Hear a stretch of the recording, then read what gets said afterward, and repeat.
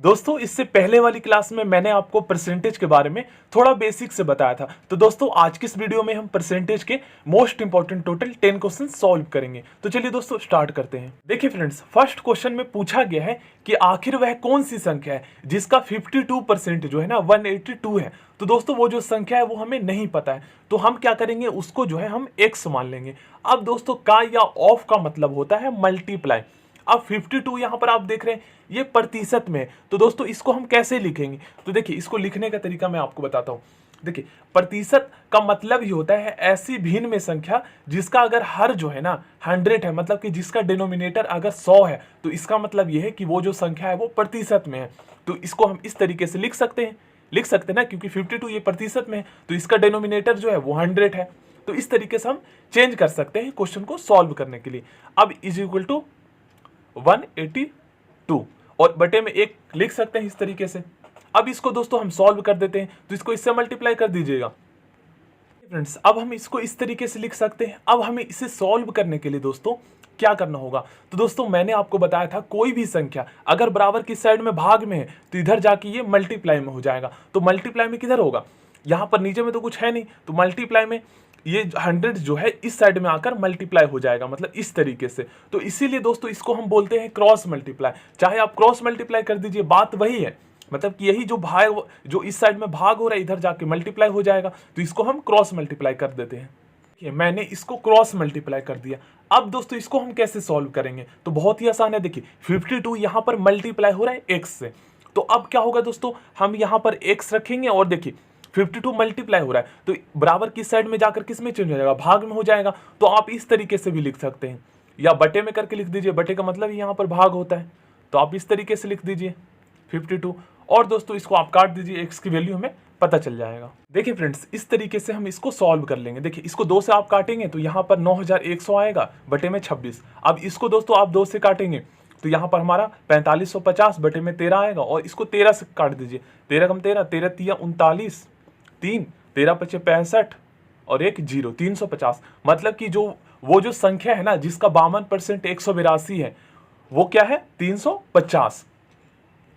दोस्तों हम जो है ना एक बार चेक कर लेते हैं कि क्या हमारा आंसर सही आया है या गलत आया है। तो देखिए यहाँ पर बोला क्या गया है कि वह कौन सी संख्या है जिसका 52% 182 है। तो हमने क्या निकाला, वह संख्या जो है वो 350 है जिसका 52% जो है वो क्या है 182। तो चलो हम 52% निकाल के चेक कर लेते हैं। एक 0 से एक 0 कट गया। अब दोस्तों इसको आप 5 सते 35, 5 दूनी 10, 2 का आप इसको काट दीजिए 2 से, तो ये 26 हो जाएगा, और 26 सते यहाँ पर आप मल्टीप्लाई करेंगे तो 182 आ जाएगा, मतलब हमारा आंसर जो है सही आया है। तो इस तरीके से दोस्तों हम जो है चेक भी कर सकते हैं। देखिए फ्रेंड्स सेकंड क्वेश्चन बहुत ही आसान है, थोड़ा आप लोग ध्यान से समझिएगा। देखिए यहाँ पर 1260 और का मतलब दोस्तों आपको सिंपली मल्टीप्लाई कर देना है। अब देखिए यहाँ पर 33 से 1 बट्टे में 3 प्रतिशत में है ये, तो सबसे पहले इसको सिंपल फ्रैक्शन में हम चेंज कर लेते हैं। तो इस तरीके से हम जो है इसको लिख सकते हैं ना। और दोस्तों ये जो फ्रैक्शन जो है ना, ये जो भिन्न वाली जो आप संख्या देख रहे हैं ये प्रतिशत में है, तो प्रतिशत को हम कैसे लिखेंगे पता है, ये मैं आपको बताऊंगा। देखिए यहाँ पर हमें बटे में करके 100 कर देना है और इसको हमें हटा देना है। तो प्रतिशत का मतलब यही होता है ना, ऐसी भिन्न वाली संख्या जिसका अगर डिनोमिनेटर 100 हो तो वो जो है हमारा प्रतिशत कहलाता है। तो इसका मतलब ये नहीं है कि हम 3 में यहाँ पर 100 से मल्टीप्लाई करेंगे, नहीं, हमें बटे में उससे 100 से भाग देना है, बस ये याद रखना है। इस क्वेश्चन को हम इस तरीके से लिख सकते हैं ना। अब दोस्तों इस क्वेश्चन को हम सॉल्व करते हैं। तो देखिए यहाँ पर ये भाग में हो रहा है, दोस्तों इसको और हम किस तरीके से लिख सकते हैं, कहीं ना कहीं एक प्रकार से ये भिन्न का भाग है। देखिए इसको हम इस तरीके से लिख सकते हैं। इसमें थोड़ा स्टूडेंट जो है ना कंफ्यूज होते हैं, तो इसको मैं आपको लिख कर बताता हूँ। देखिए अब इस तरीके से मैंने लिखा है, तो इसको और किस तरीके से हम लिख सकते हैं, तो देखिए इसको हम इस तरीके से लिख सकते हैं ना, क्योंकि ये 100 जो है इसमें भाग हो रहा है, तो बात तो वही है, भिन्न का भाग वाला हमारा सवाल हो गया कि नहीं। अब देखिए सेकेंड स्टेप में आपको पता है दोस्तों, जो हमारा डिनोमिनेटर होता है वो ऊपर चला जाता है और न्यूमरेटर जो अंश होता है वो नीचे आ जाता है। मतलब कि जब हम भिन्न का भाग करते हैं तो उसमें सेकंड स्टेप में यही करते हैं ना, इस तरीके से करते हैं, 1 ऊपर चला जाता है और नीचे 100 आ जाता है। तो इस 100 से ये 100 कट गया तो 1/3 यहाँ पर बचा, तो फिर यहाँ पर हम रख देंगे उसको। मतलब ये सॉल्व हम करना सीख चुके हैं। अब देखिए फ्रेंड्स इस तरीके से हम इसको लिख सकते हैं। अब क्या होगा, देखिए इस 100 से ये 100 जो है कैंसिल हो जाएगा ना। अब दोस्तों क्या करेंगे, 3 से जो हम इसको काट देंगे, 3 चौक 12, 3 दूनी 6 और 1 0, 420 आ गया यहाँ पर हमारा। अब यहाँ पर हम इसे जो है एक जीरो से एक जीरो ये कट जाएगा, इधर तो हमारा 420 आ गया। और दोस्तों यहाँ पर आप देखेंगे ना प्लस का साइन है, तो इधर सॉल्व करने के बाद हम प्लस करेंगे, क्योंकि बोर्ड मास रूल आपने सीखा होगा जिसमें सबसे पहले ब्रैकेट ऑफ डिवीजन, उसके बाद मल्टीप्लीकेशन, एडिशन और सब्ट्रैक्शन। तो मल्टीप्लाई के बाद हमें एडिशन करना है, ठीक है ना। अब देखिए एक जीरो से एक जीरो कट गया, 5 दूनी 10। अब दोस्तों इसको काट सकते हैं, तो देखिए 5 एकम 5, 5 पचे 25, 5 एकम 5। अब दोस्तों 2 एकम 2, 2 चौक 8। अब 4 को आप 151 में मल्टीप्लाई कर दीजिए, 420 हमारा इधर आ गया, प्लस में 4 को 151 में मल्टीप्लाई करेंगे तो यहाँ पर हमारा कितना आ जाएगा, 604 आ जाएगा ना। 4 एकम 4, 15 चौक 60, 604। अब दोस्तों इसको आप जोड़ दीजिए, हमारा आंसर आ जाएगा। देखिए तो इसका राइट आंसर ऑप्शन सी हो जाएगा। चलिए नेक्स्ट क्वेश्चन करते हैं। देखिए फ्रेंड्स, हम इसको इस तरीके से लिख सकते हैं। अब हमें सिंपली इसको सॉल्व कर देना है, अब हो जाएगा सॉल्व। देखिए 3 एकम 3 और इसको आप इससे काटेंगे तो 25 आएगा, 25 दिया 75। अब दोस्तों क्या करना है, तो देखिए 2 से आप इसको आधा कर दीजिए, 50, 25 से कम 25, 25 दूनी 50, 2 आ जाएगा। 2 को आप 54 को काटेंगे तो 270 आ जाएगा, ठीक है ना। सॉरी 540 को आप काटेंगे तो 270 आ जाएगा। 270 ऊपर में आ गया, और दोस्तों 5 से ये भी कैंसिल हो जाएगा, 5 एकम 5, 5 पचे 25, उसके बाद दोस्तों 5 चौक 20 हो गया ना। अब क्या करना है हमें, तो 7 को आप 54 से मल्टीप्लाई कर दीजिए, हमारा आंसर आ जाएगा। देखिए 378 हमारा आंसर आ गया। बस इसे सॉल्व करेंगे, कुछ नहीं है। चलिए नेक्स्ट क्वेश्चन करते हैं। देखिए फ्रेंड्स, अब इसको हम सॉल्व कर देंगे। देखिए इसको हम इस तरीके से लिख सकते हैं, 420 का मतलब हो गया मल्टीप्लाई, और 36%, इसका मतलब ये है कि इसका डिनोमिनेटर में जो है 100 है और माइनस का साइन है, माइनस यहाँ लगा दिया। अब उसके बाद दोस्तों 350 का 56% यहाँ पर हम निकाल देंगे, बराबर में क्वेश्चन मार्क है ना, तो इसको हम x मान लेंगे, माइनस में 94 है। तो दोस्तों हमें क्या करना है, बोर्ड मास रूल आपको पता होगा, b मतलब ब्रैकेट ऑफ में दोस्तों हमारा स्क्वायर आ जाता है, कंपोनेंट्स आ जाता है, और भी बहुत सारे जैसे स्क्वायर रूट आ जाता है, घनमूल आ जाता है, ऑफ उसके बाद दोस्तों हमारा डिवीजन आ जाता है, मल्टीप्लीकेशन, एडिशन एंड सब्ट्रैक्शन। तो दोस्तों यहाँ पर हमें क्या करना होगा, मल्टीप्लाई करना होगा दोनों साइड, इस दोनों को। उसके बाद हम यहाँ पर जो है ना सब्ट्रैक्ट करें, मतलब कि घटाएंगे इन दोनों को सॉल्व करने के बाद, ठीक है ना। ये चीज़ आपको पता होना चाहिए। तो इसको हम सॉल्व कर लेते हैं। देखिए एक जीरो से एक जीरो ये कट गया। अब दोस्तों 2 पचे 10 और ये हमारा हो गया 18। 18 को आप 42 से मल्टीप्लाई कर लीजिए, उसके बाद जो आएगा हम लिख देंगे यहाँ पर। और इसको भी दोस्तों कर देते हैं, 0 से 0 कट गया, 5 दूनी 10, 5 सते 35, 7 को हम 56 से मल्टीप्लाई कर देंगे और बटे में 2 कर देंगे, ठीक है ना। यहाँ पर 42 को 18 से मल्टीप्लाई कर देंगे, बटे में 5 कर देंगे। यहाँ पर इससे ये कैंसिल हो जाएगा, 2 एकम 2 और यहाँ पर 28 दूनी 36, 28 को 7 से हमें मल्टीप्लाई कर देना है। चलिए अब हम इसको सॉल्व कर लेते हैं। तो दोस्तों इस तरीके से मैंने सॉल्व किया है यहाँ तक। अब क्या करना है, देखिए 94 जो है ना यहाँ पर माइनस में है, तो बराबर की साइड में आकर किस में हो जाएगा चेंज, प्लस में 94, और बराबर में x, हमें x की वैल्यू फाइंड करना है। अब दोस्तों आप इसको सॉल्व कर दीजिए, तो देखिए इसको आप इससे काट सकते हैं, 25 आ जाएगा। देखिए 5 एकम 5, उसके बाद दोस्तों 5 पचे 25, 5 एकम 5 और 5 दूनी 10। देखिए 151.2 आ जाएगा। और आपको क्या करना है, अब इसको सॉल्व कर लेना है। 151.2 माइनस में 196 प्लस में 94। फ्रेंड्स बहुत ही आसान है। आपको क्या करना है, देखिए आपके पास 151.2 रुपये जमा है और 94 रुपये और है आपके पास। मान लीजिए एक पॉकेट में आपके पास 151.2 है और दूसरे पॉकेट में आपके पास 94 रुपीज़ है, और आपने दोस्तों 196 रुपये कोई चीज़ खरीद लिया, तो आप क्या करना है, 196 रुपये आपको जो है पे करना है दुकानदार को। तो इतने रुपये आप दे देंगे तो आपके पास कितने रुपये बचेगा, मतलब कि घटा देना है इनको जोड़कर, ठीक है ना। तो सिंपली हमारा आंसर आ जाएगा। मैंने यहाँ पर क्या किया, 151.2 में 94 रुपीज़ जो है उसको प्लस कर दिया, तो यहाँ 245.2 आ गया, और 245.2 में से 196 मैंने माइनस कर दिया क्योंकि ये माइनस में था, तो 49.2 हमारा राइट आंसर आ गया। ऑप्शन बी इसका सही आंसर होगा। चलिए दोस्तों नेक्स्ट क्वेश्चन करते हैं। देखिए फ्रेंड्स क्वेश्चन नंबर 5 बहुत ही आसान है। देखिए इसको हम इस तरीके से लिख सकते हैं ना। देखिए यहाँ पर 3842 मल्टीप्लाई बाई 1/2, यहाँ पर का मतलब मल्टीप्लाई हो गया। अब देखिए प्लस यहाँ पर x का 15%, हमें नहीं पता है वो कौन सी संख्या है, तो इसको x मान लिया और उसका 15% इस तरीके से लिख सकते हैं, बराबर में 2449। अब हमें क्या करना है दोस्तों, तो इसको आप सॉल्व कर दीजिए।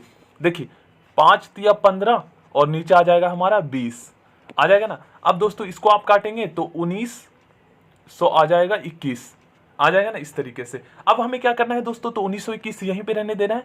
x को आप 3 से मल्टीप्लाई कर दीजिएगा, तो 3x अपॉन में 20 और 1921 यहाँ पर हमारा आ जाएगा। और यहाँ पर 2449 बराबर में रहेगा। देखिए दोस्तों, इस तरीके से आप लिख सकते हैं। अब हमें क्या करना है ना, देखिए 1921 जो है यहाँ पर प्लस में है, तो दोस्तों बराबर की साइड में हम लेकर चले जाएंगे, तो ये कहाँ चले जाएगा, ये प्लस वाला माइनस में हो जाएगा ना। तो 2449 में से हमें 1921 माइनस कर देना है।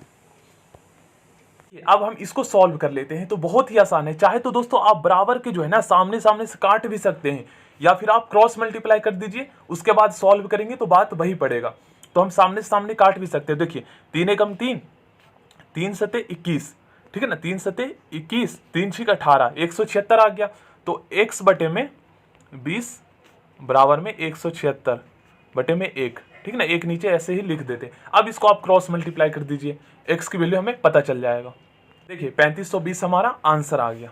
चलिए नेक्स्ट क्वेश्चन करते हैं। बस यही है, थोड़ा सा कैलकुलेशन आपको आना चाहिए, बाकी क्वेश्चंस बहुत ही आसान है। क्वेश्चन नंबर 6 को इस तरीके से हम लिख सकते हैं, 420 का 25% माइनस में 140 का कितने परसेंट जो है बराबर में 77 होगा। तो दोस्तों हमें नहीं पता है किस संख्या का जो है 140% मतलब जो है यहाँ पर बताया गया है, तो हम इसको जो है ना x मान लेंगे, वो जो संख्या है। तो हम क्या करेंगे, अब इसको हम सॉल्व कर लेंगे। तो सबसे पहले इस जीरो से ये जीरो कट गया, 5 दूनी 10, 5 पचे 25, 5 आ गया। अब दोस्तों 2 को आप 42 में काटेंगे तो 2 दूनी 4, 2 एकम 2, 21 पचे 105, ठीक है ना, 105। अब ये जीरो से ये जीरो कट गया, अब 2 पचे 10, 2 पचे 10, सॉरी दोस्तों, देखिए 2 पचे 10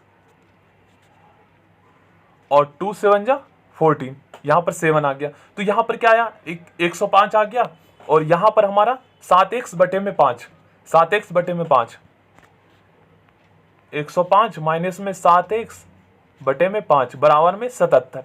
अब दोस्तों हम इसे सॉल्व कर लेंगे। तो हम क्या करेंगे दोस्तों, 105 को इस साइड लेकर चले जाएंगे, तो इधर जाकर क्या होगा, 105 माइनस में हो जाएगा। तो इस तरीके से हम लिख सकते हैं ना, 7x बटे में 5 बराबर में 77 माइनस में 105। आप 105 में 77 घटाएंगे तो दोस्तों हमारा 28 आ जाएगा, और ये माइनस में आएगा। मतलब इसको सॉल्व करने का क्या तरीका, देखिए आपके पास 77 रुपये जो है जमा है और 105 रुपये कर्ज है, तो 77 रुपये आप उन्हें दे देंगे तो कितने रुपए और देने के लिए रह जाएगा, तो 28 रुपये रहेगा, तो वो कर्ज में रहेगा ना, तो इसलिए इसके साथ माइनस का साइन आएगा। अब हमें क्या करना है, 7x बटे में 5 माइनस में, ये दोनों माइनस का साइन है, इस तरीके से हम लिख सकते हैं। अब हमें क्या करना है दोस्तों, क्रॉस मल्टीप्लाई कर दीजिए, ठीक है ना, माइनस से माइनस सामने सामने कट गया, 7 एकम 7, 7 चौक 28, सामने से ही हम काट सकते हैं, ठीक है ना, बराबर में हम सामने सामने से काट सकते हैं। अब इसको क्रॉस मल्टीप्लाई कर दीजिए, तो इसको क्रॉस मल्टीप्लाई करेंगे तो x बराबर में हमारा 5 चौक 20 आ जाएगा।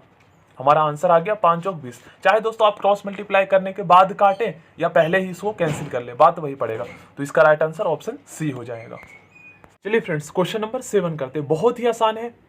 देखिए हम दोस्तों इस तरीके से इस क्वेश्चन को लिख सकते हैं। अब दोस्तों हमें क्या करना है, बस सॉल्व कर देना है, बस कैलकुलेशन आपको आना चाहिए, कैसे हम भाग करते हैं, कैसे डिवाइड करते हैं, मतलब कि बराबर के साइड में चेंज करते हैं, बस ये आना चाहिए। अब इसको आप सॉल्व कर दीजिए। तो देखिए 5 दूनी 10, यहाँ पर 20 आ जाएगा, इसको हम 5 से काटेंगे तो 5 सते 35, 5 तिया 15। अब दोस्तों 5 इसको हम कर देते हैं 10, ठीक है ना, 2 इसको 10 कर देते हैं आधा, तो इसको हम कर देंगे 18 कर देंगे ना, 2 पचे 10, 2 में 18, 9 आ गया। अब हम क्या करेंगे दोस्तों, 73 को 9 से आप मल्टीप्लाई कर दीजिए और बटे में 5 कर दीजिए।